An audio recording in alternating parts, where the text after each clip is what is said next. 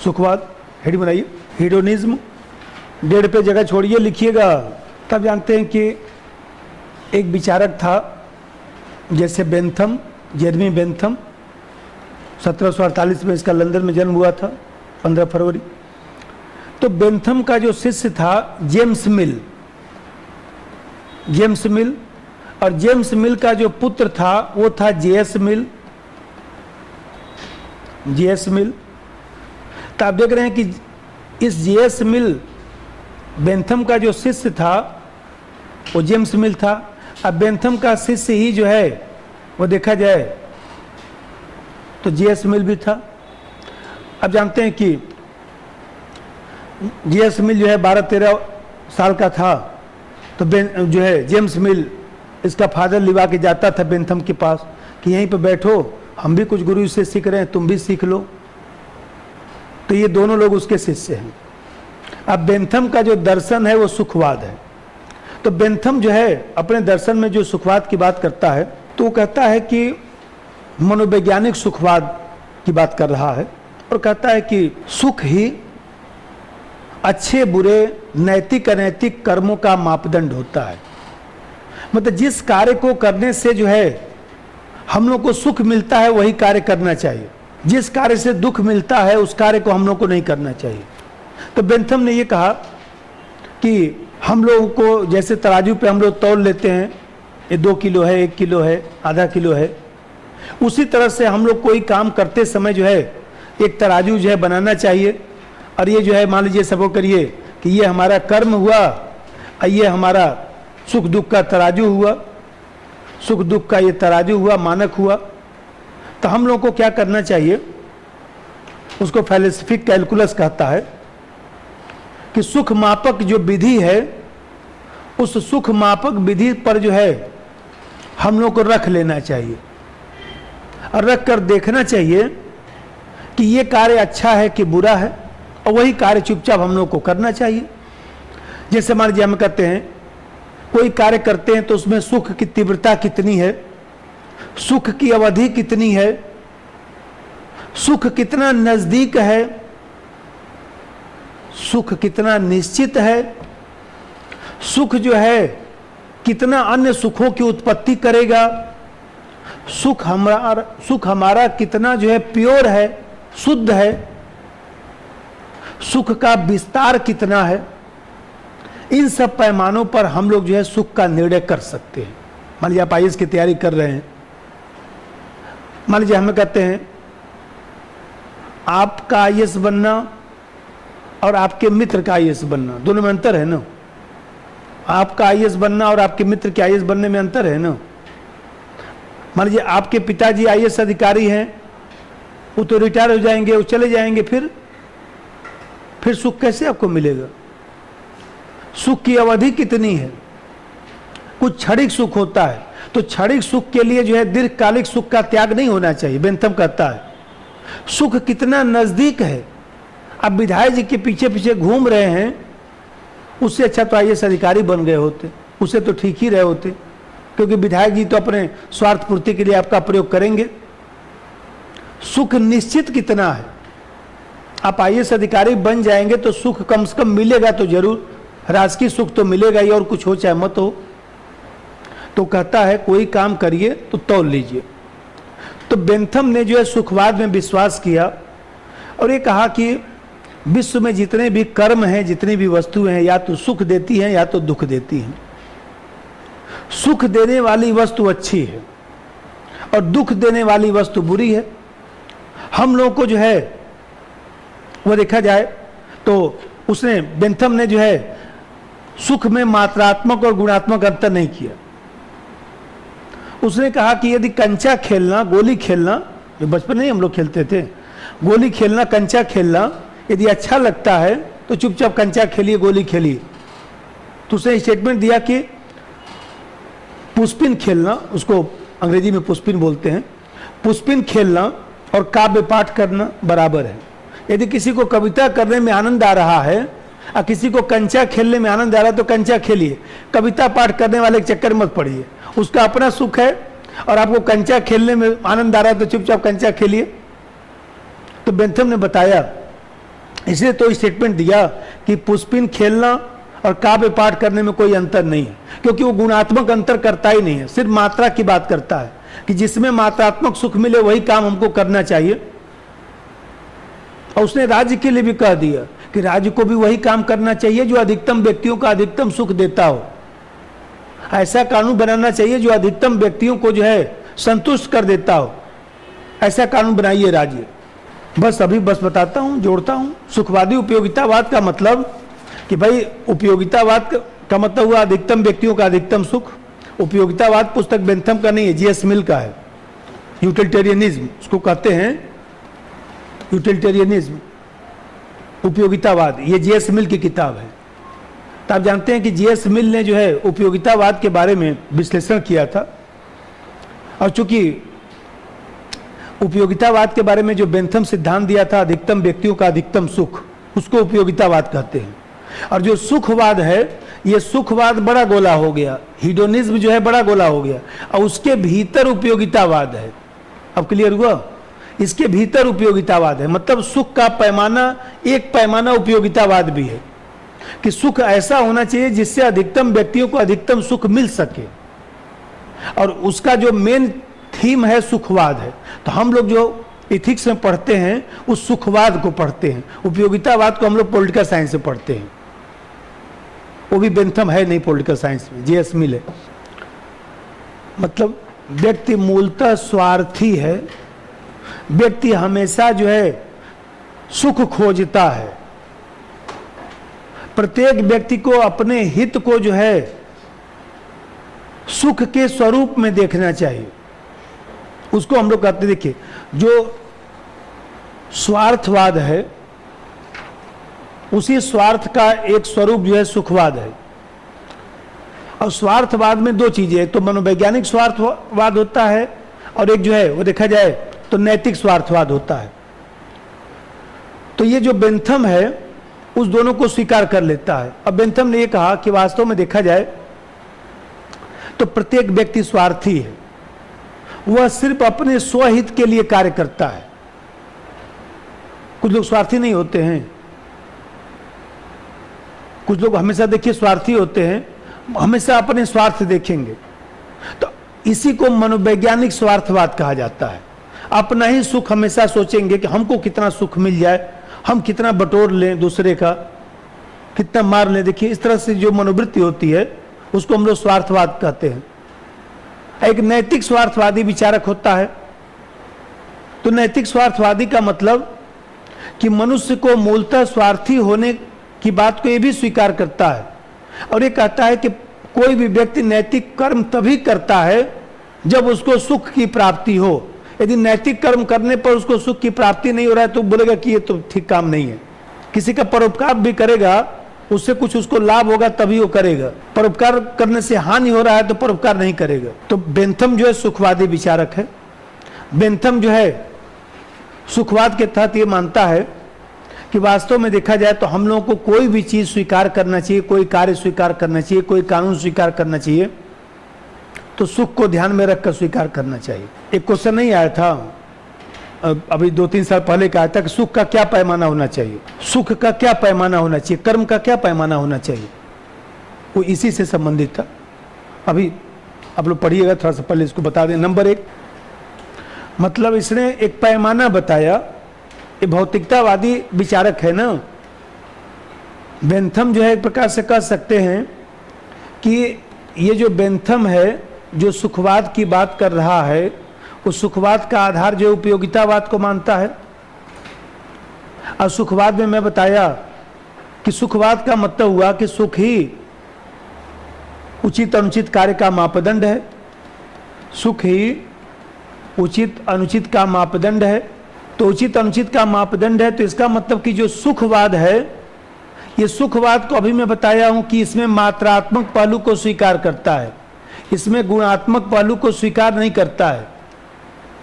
अब मात्रात्मक पहलू को स्वीकार करेगा तो सुखवाद जो है भौतिकतावादी बन जाता है, भौतिकतावादी मेटेरियलिस्टिक थ्योरी बन जाता है, उपभोक्तावादी बन जाता है, उपभोक्तावादी बन जाता है।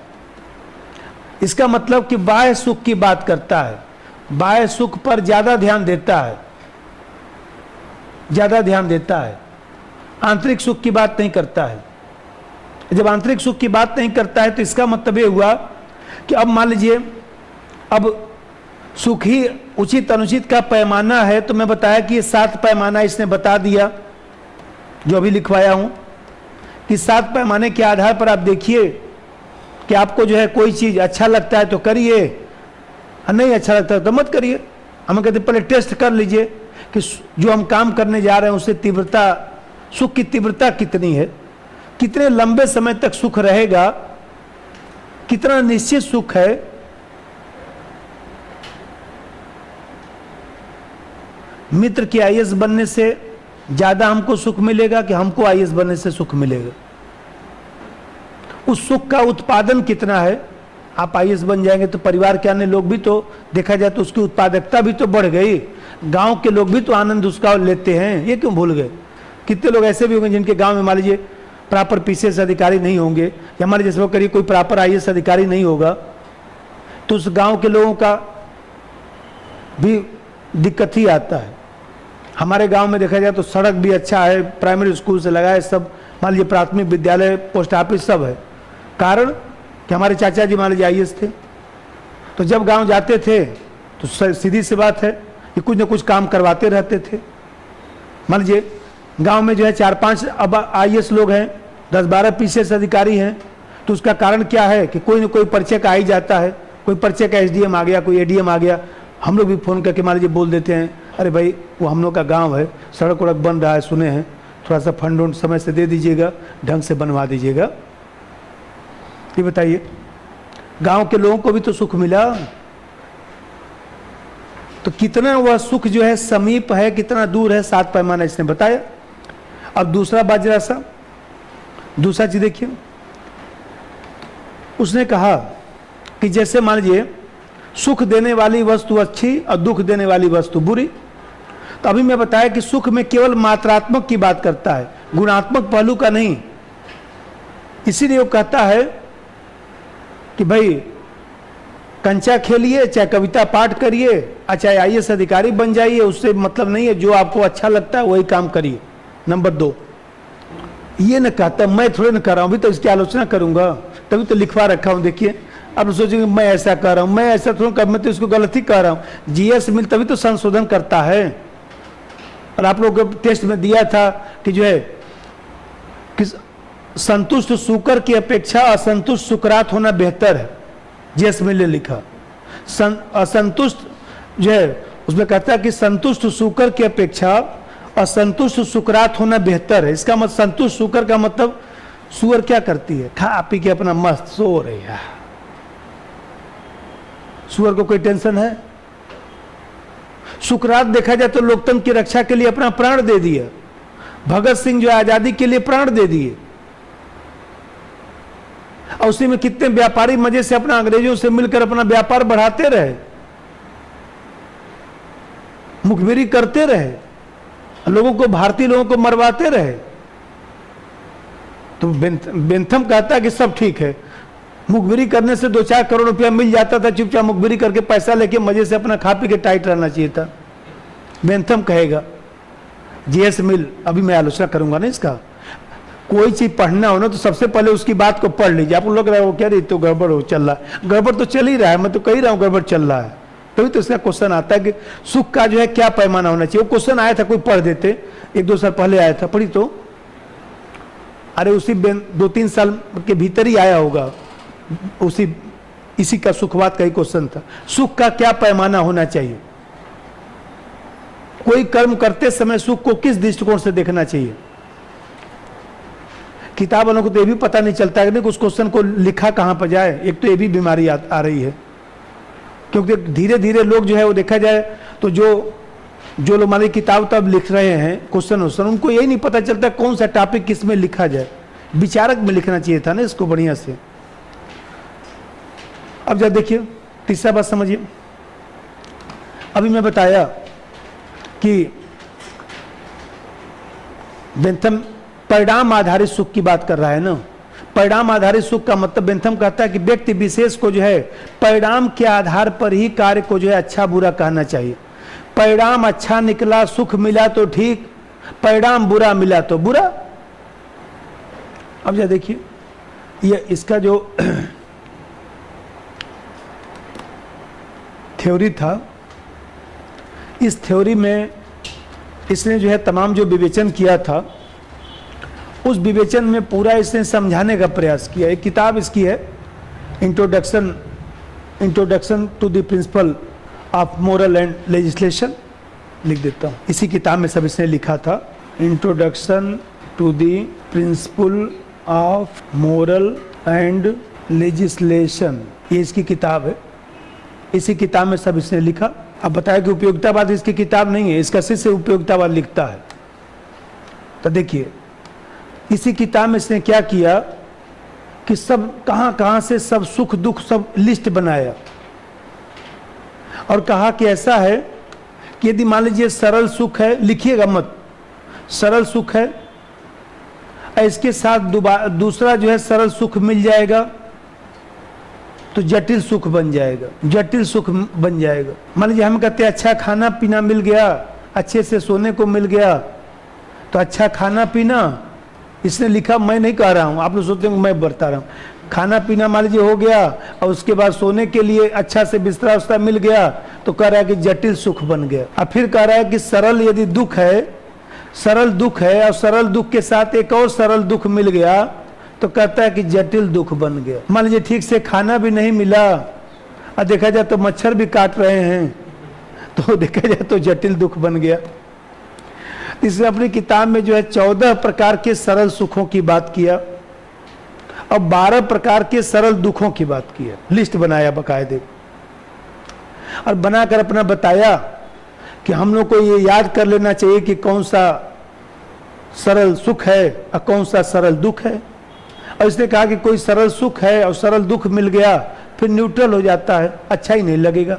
इसी में से खोज खोज के हम लोग को चुपचाप वही काम करना चाहिए। इसी को देखिए, उसने कहा कि सुख दुख जो है उसके संबंध में बताया कि 4 तरह के स्रोत होते हैं।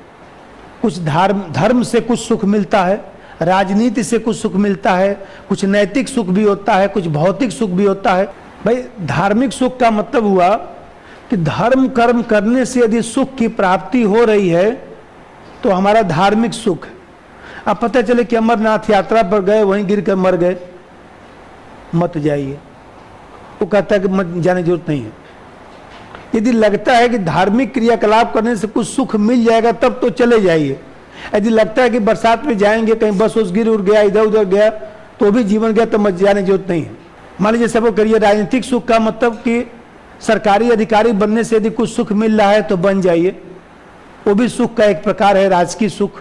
राजभोग वाला जो पंडित जी बताते हैं कि आपके कुंडली में राजभोग लिखा है, तो राजभोग जो लिखा है वो राजकीय सुख है, मान लीजिए। और नैतिक सुख का मतलब हुआ कि मान लीजिए सब करिए कि हम लोग जो है वह समाज में मान लीजिए हम लोग किसी से ईर्ष्या करते हैं, किसी से घृणा करते हैं, किसी से लगाव रखते हैं, किसी से प्यार करते हैं, तो इससे कुछ सुख मिल रहा है तब तो प्यार करिए, घृणा करिए। अब प्यार करने से मान लीजिए दुख मिल रहा है तो फिर प्यार करने की जरूरत नहीं है। पता चले कि हमेशा रोते ही रह रहे हैं तो छोड़िए, हटाइए, जान दीजिए, अकेले रहिए चुपचाप।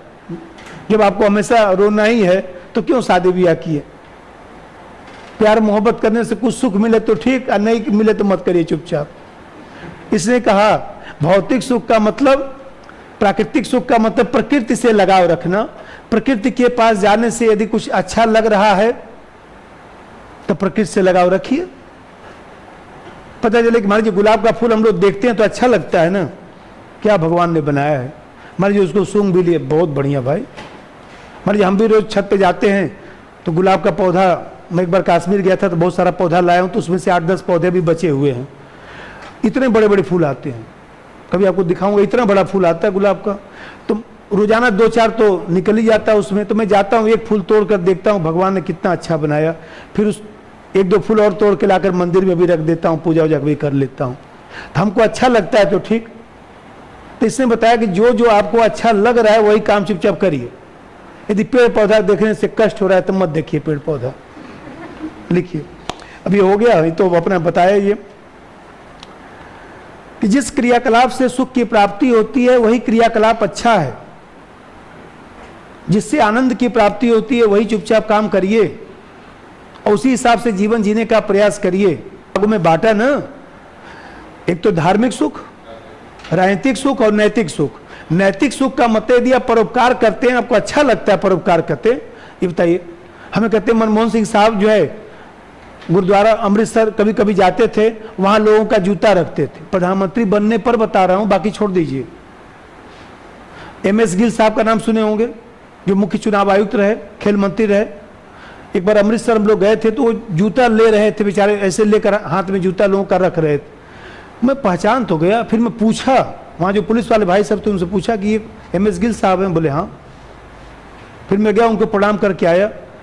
ये सोचिए जो मुख्य चुनाव आयुक्त व्यक्ति रहा है, इतने ऊंचे पद पे रहा है, IAS अधिकारी रहा है, उसका मतलब उसको सेवा करने से अच्छा लग रहा है।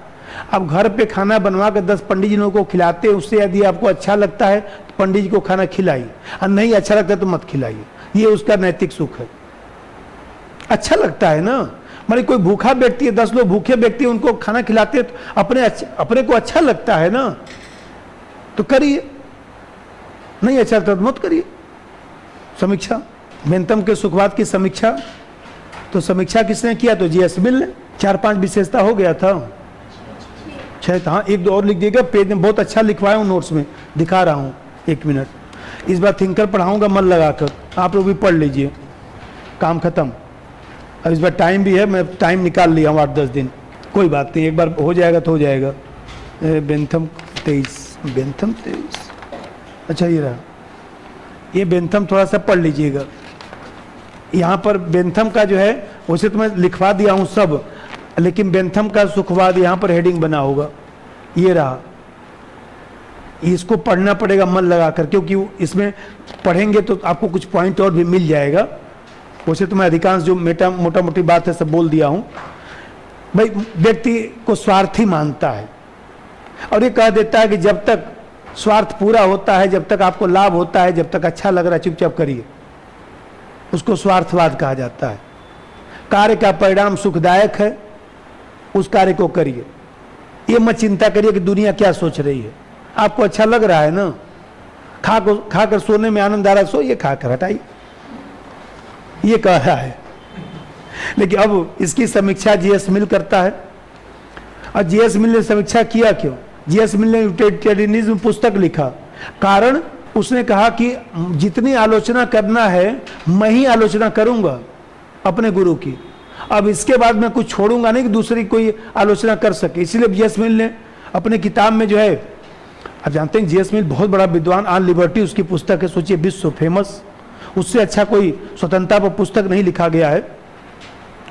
सब्जेक्शन ऑफ वोमेन, नारीवाद जिसकी चर्चा होती है, सोचिए उसने व्यवस्थित शुरुआत किया, किताब लिखा subjection of women. House of Lord का मेंबर रहा, हाउस ऑफ कॉमन्स का मेंबर रहा। सोचिए जो हम लोग मताधिकार और तमाम महिला मताधिकार की बात करते हैं, सब उसी ने सब चर्चा किया। तो पहला चीज उसने समीक्षा करके कहा अपने गुरु की, किताब में लिखा, मैं ऐसा टाम टाम हूं जो अपने गुरु की स्वयं आलोचना करता हूं। मैं ऐसा टाम टाम का मतलब कि टाम टाम एक टर्म होता है ब्रिटेन में, कि जो देखा जाए तो कोई व्यक्ति किसी की समीक्षा करता है, कोई व्यक्ति किसी की आलोचना करता है तो उसको टाम टाम कहा जाता है कि बहुत टाम टाम है, ये एकदम निडर होकर समीक्षा कर रहा है। तो उसने कहा था कि मैं ऐसा टाम टाम हूं जो अपने गुरु की खुद समीक्षा करूंगा, सब कमी निकाल डालूंगा। अब गुरु के लिए जो है उसने उपयोगितावाद किताब भी लिखा, यूटिलिटेरियनिज्म। बेंथम ने बेंथम उपयोगितावाद का जन्मदाता है, और किताब लिखता है GS मिल। तो उसने पहला बात कहा, एक सुनिए, उसने कहा कि ऐसा है, सुख दुख का मापन हो नहीं सकता है। जो 7 पैमाना बेंथम ने बताया, वस्तुगत तरीके से हम लोग माप नहीं सकते हैं कि 2 किलो का सुख मिला कि 3 किलो का सुख मिला। मान लीजिए मटन मुर्गा खाओ कर ठीक हो गए, तो उसके बाद मैं पूछता हूं कि आपको 1.5 किलो का सुख मिला है कि 2 किलो का? तो सुख दुख का मापन नहीं हो सकता है। यह तो वही व्यक्ति बता सकता है जिसने स्वयं अनुभव किया है। कोई कैंसर का रोगी है और उससे जाके पूछेंगे भाई साहब काफी दुख हो रहा है ना, 1 किलो का दुख हो रहा है कि 2 किलो का? अरे उसको कितना दुख हो रहा है तो वही नहीं जानेगा। जो पीटी में फेल हो गया है और जो मान लीजिए लेटा हुआ है, देखिए पीटी में मान लीजिए रिजल्ट निकला, फेल हो जाते हैं, लेटे हुए हैं, कोई व्यक्ति आता है बोलता है अरे छोड़िए, अरे तब आपको क्या पता, जाइए दिमाग न खराब करिए, कल आइएगा। वो तो वही व्यक्ति जानता है ना जिसका बहुत अच्छा तैयारी है और पीटी में फेल हो गया है। वो तो वही जानता है जो 1 नंबर से आईएएस बनने से चूक गया, उसके दुख की कल्पना तो वही कर सकता है ना। दूसरा क्या समझेगा? दूसरा तो यही कहेगा अरे क्या हुआ, 1.5-2 लाख रुपया सैलरी आईएएस की होती है, उससे तो अच्छा बिजनेस कर लेते, रोजाना 1 लाख रुपया कमा लेते। राजस्थान में ऐसे बिजनेसमैन हैं जो रोजाना 1 लाख 2 लाख रुपया कमाते होंगे। इतने मकराना के जो पत्थर बेचने वाले लोग हैं बड़े बड़े, वो रोजाना 10 लाख रुपया कमाते हैं। 1 लाख का छोड़ दीजिए, 10 लाख रुपया। वो सोने के कप में चाय पीते हैं, बाकी तो छोड़ दीजिए। ऐसे बिजनेसमैन है। उस व्यक्ति को आईएएस का क्या पता? नंबर 1, भावनाओं को भी नहीं मापा जा सकता। अरे भाई हमें कहते हैं माता और पुत्र का संबंध भावनात्मक है ना।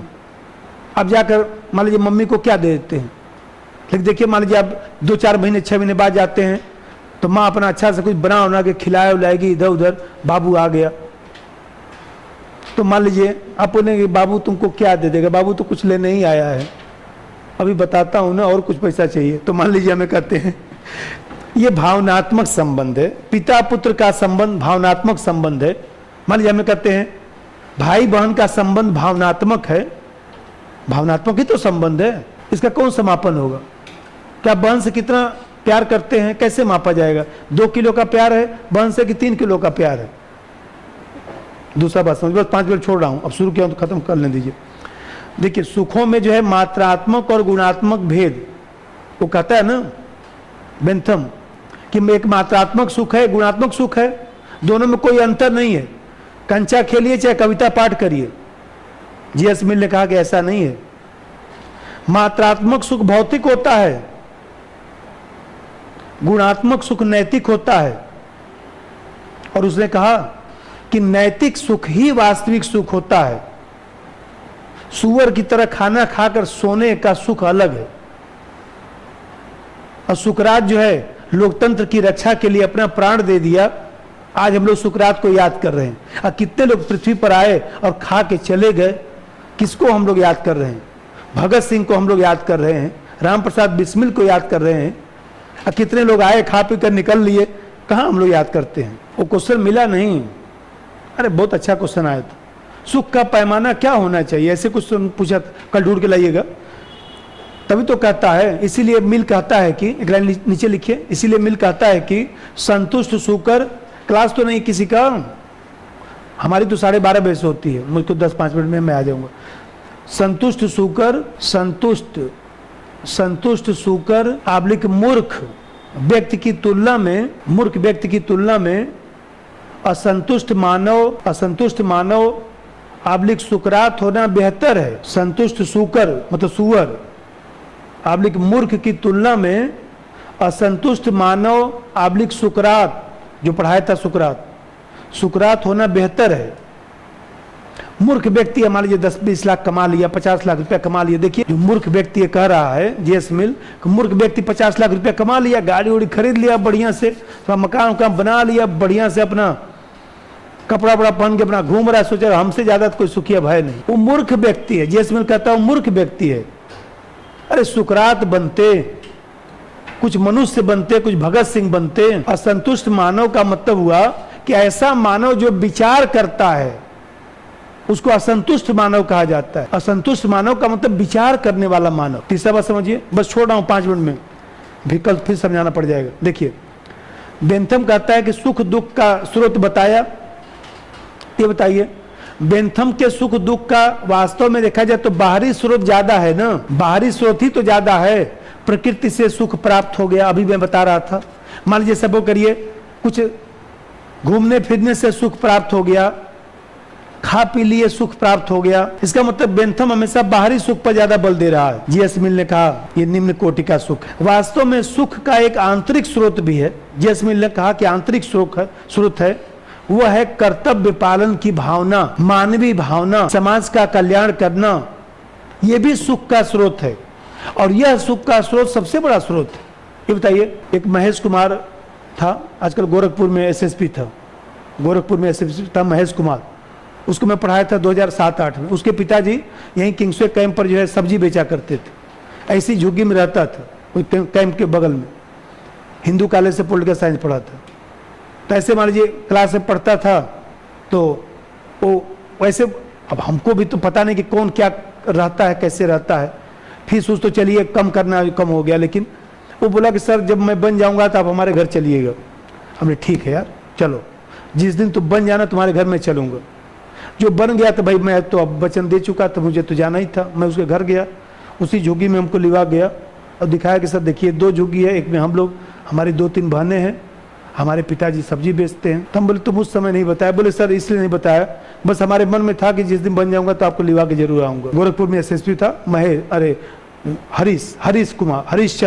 हरीशचंद्र उसका नाम। तो मान लीजिए ये कहता है कि आंतरिक सुख है ना, वो सुख जो मान लीजिए सपोज करिए, ऐसे समझिए कि कोई आप कल्याणकारी कार्य कर देते हैं, किसी की कोई ऐसी मदद कर देते हैं और आपको अच्छा फील होता है, तो उतना भोजन करने से आपको अच्छा फील नहीं होगा। ये जीएस मिल कह रहा है कि किसी की मान लीजिए मदद कर दिए, किसी के दुख में आप मान लीजिए शरीक हो गए। देखिए कोई मरता है, उसके दुख में शरीक हो जाते हैं, तो क्या आपको मिलता है? अच्छा लगता है कि चलो यार शादी ब्याह भले ना हो, लेकिन किसी के मरने में जाऊंगा जरूर। कि सुख का क्या पैमाना होना चाहिए?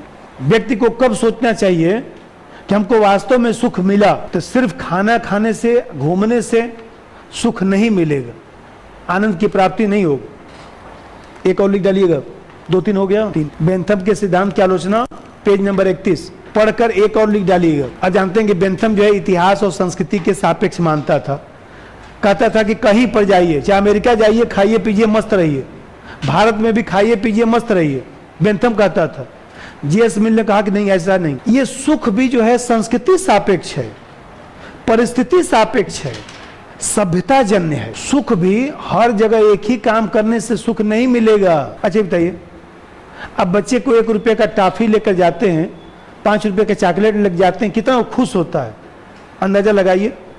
और आप मान लीजिए सबको करिए, शादी भी आओगे, अपने मिसेज के लिए 1 रुपये का टॉफी लेके जाएंगे कि लो बहुत अच्छा से लाए हूँ, यही लाए हैं, कोई ढंग से गाना वाना नहीं बनवा सकते, टॉफी खिला रहे हैं। तो मान लीजिए हमें कहते हैं, तो जरा सा सोचिए, वो एक प्रकार से देखा जाए तो वो अलग हो गया ना, क्योंकि उस व्यक्ति का सोच दूसरा है, बच्चे का सोच दूसरा है। बच्चा देखिए उस टॉफी ले घूमता है, पापा लाए पापा लाए। दूसरा बड़ा व्यक्ति बोलेगा कि क्या पापा लाए? ये लाए पापा। हम मूर्ख व्यक्ति है, ये टॉफी को लेकर पूरे दिन घूम रहा है। परिस्थिति जन, यही वाला लिख डालिएगा कि जीएस मिल, लिख दीजिए, मैं लिखवा दूं। जीएस मिल सुख को परिस्थिति जन्य मानता है। जीएस मिल सुख को परिस्थिति जन्य मानता है, परिस्थिति जन्य मानता है, जबकि बेंथम निरपेक्ष मानता था। जैसे बेंथम निरपेक्ष मानता था, जैसे बच्चे को सस्ता चॉकलेट खरीद कर देना, 1 रुपये का मान लीजिए चॉकलेट दे दिए तब भी खुश है, बच्चे को सस्ता चॉकलेट खरीद कर देना सुख प्रदान करता है, बस ठीक है। अब बड़े बच्चे को मान लीजिए कुछ भी दे दिया खरीद के, तो दुखी ही है हमेशा, ये नहीं आया, अरे ये नहीं आया भैया इसमें। तो वो कहता है कि परिस्थिति जन्य, परिस्थिति क्या कहती है? 1 रुपया में कुछ हो नहीं गया, लेकिन बच्चे से आप पूछिए, वो बोल नहीं पा रहा है, ये कितना खुश है और आपको भी अच्छा लगता है, तो वो ये बात कह रहा है। ये बताइए बच्चा लोगों को, जैसे मैं भी अपने बच्चे को पढ़ाता हूँ, तो मान लीजिए क्या करता हूँ, मैं क्या पढ़ा दूंगा, मेरे पास कितना टाइम है, 4 लाइन बता देता हूँ, देखो बाबू इसमें ये पढ़ लो, इसमें ये पढ़ लो, ये पढ़ लो, 2 लाइन जहाँ लिख दिया, उतने में खुश हो जाता है, पापा हमको पढ़ा दिए। और कभी मान लीजिए गार्जियन किसी को, बच्चे को अपने न पढ़ाए, कभी न देखे, तो देखिए वही बच्चा बाद में जाकर बोलता है कभी हमको पढ़ाए, तो क्या जवाब देंगे? अरे यार टाइम नहीं था। अरे तो टाइम नहीं था तो हम भी तो बेटे आप ही के थे।